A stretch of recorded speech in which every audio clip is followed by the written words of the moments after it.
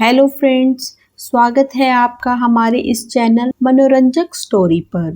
रोज नई स्टोरी के लिए हमारे इस चैनल को लाइक करें, सब्सक्राइब करें एंड कमेंट्स करें। धन्यवाद। गोद लिया था हमने उसे, क्यों तुम यशोदा नहीं बन पाई और मैं नंद। आरव और दीदी की शादी को 6 साल हो गए थे, लेकिन उनकी गोद अभी तक सूनी थी। डॉक्टर ने उन दोनों से कहा दीदी कभी माँ नहीं बन सकती, तो दोनों ने मिलकर फैसला लिया कि वो बच्चा गोद लेंगे। एक दिन आरव ने रात के खाने पर अपने माँ, पापा और दादी से कहा, पापा मुझे आप सबको ये बताना था। आरव के पिता, हाँ बोलो ना बेटा, क्या बात है।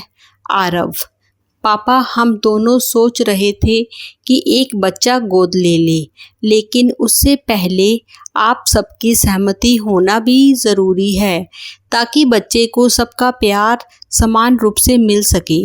तभी आरव के पिता और दादी दोनों एक दूसरे को देखने लगे, तो आरव ने कहा, क्या हुआ पापा, कोई बात है क्या? अगर आपकी सहमति नहीं होगी तो कोई बात नहीं, हम इंतज़ार कर लेंगे। तभी दादी की आंखों में आंसू देख के आरव ने कहा, दादी आप क्यों रो रही हैं? बच्चा होना ना होना तो भगवान की मर्जी है, क्या फ़र्क पड़ता है बच्चा गोद लिया हो या खुद का जन्म दिया हुआ। बच्चा तो बच्चा होता है और बच्चे की परवरिश सबसे ज़्यादा मायने रखती है। सही कहा, बच्चा तो बच्चा होता है, दादी ने कहा। लेकिन ये फैसले लेने से पहले मैं कुछ बताना चाहती हूँ, उससे तुम दोनों अनजान हो।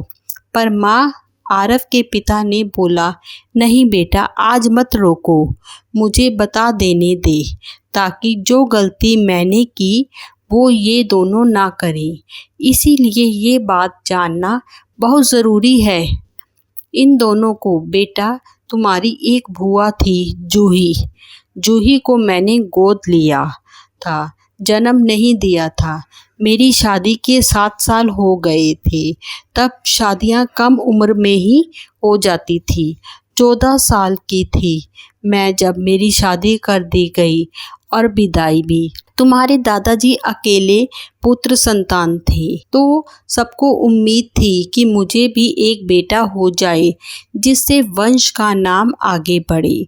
पर 7 साल तक कोई बच्चा ना होने के कारण सबने मुझे बांझ कहना शुरू कर दिया और मैं हर रोज़ इस बात को लेकर अपमान झेलती रही।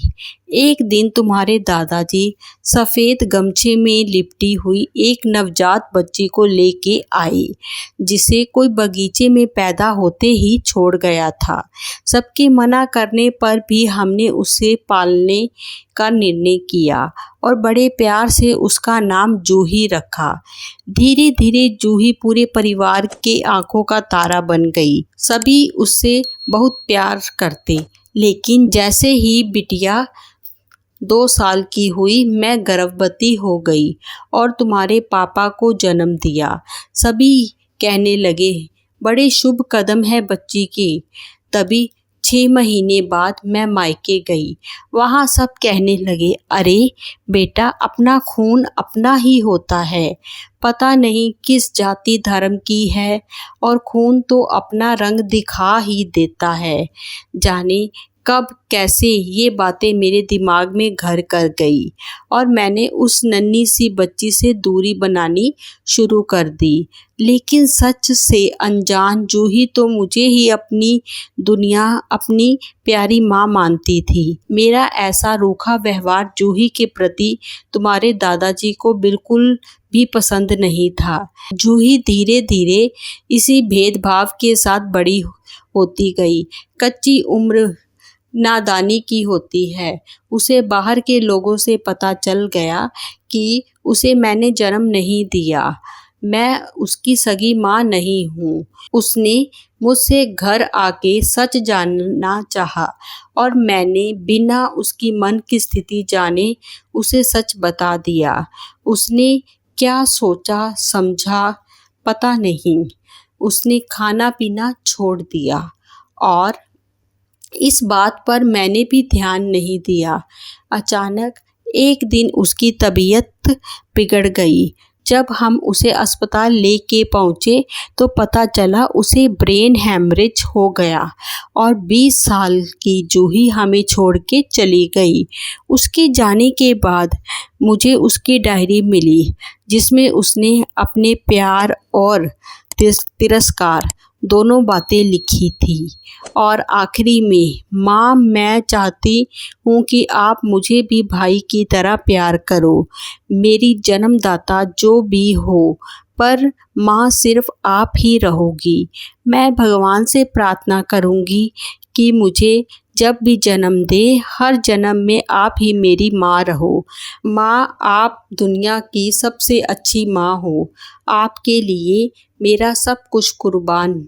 माँ, ये बात तुम्हारे दादाजी को और मुझे अंदर ही अंदर कचोटती रही। तुम्हारे दादाजी को इस बात का इतना गहरा सदमा लगा कि 6 महीने बाद वो भी मुझे छोड़ के इस दुनिया से चले गए। जाते वक्त उनके आखिरी शब्द यही थे, गोद लिया था हमने उसे अपनी खुशी से, फिर ये भेद क्यों किया? क्यों तुम यशोदा नहीं बन पाई और मैं नंद? और इसी गालीन के साथ मैं आज तक जिंदा हूँ। मैं अनाथालय में जाके महानता नहीं बल्कि अपने किए हुए पाप का पश्चाताप करने जाती हूँ। 6 साल हुए हैं और भगवान की कृपा से दिति गर्भवती हो गई। तो क्या तुम दोनों मिल के दोनों बच्चों को समान प्यार दे पाओगे? फैसला बहुत ही सोच विचार के लेना। तब दिति ने कहा, सही कहा आपने दादी, इसीलिए हमने ये बात आप सबसे बताई ताकि हम सही फैसला ले सके। हम आपसे वादा करते हैं कि उस बच्चे को हम वो सब कुछ देंगे, वही प्यार, वही दुलार, वही अधिकार जो हम खुद के बच्चे को देते हैं।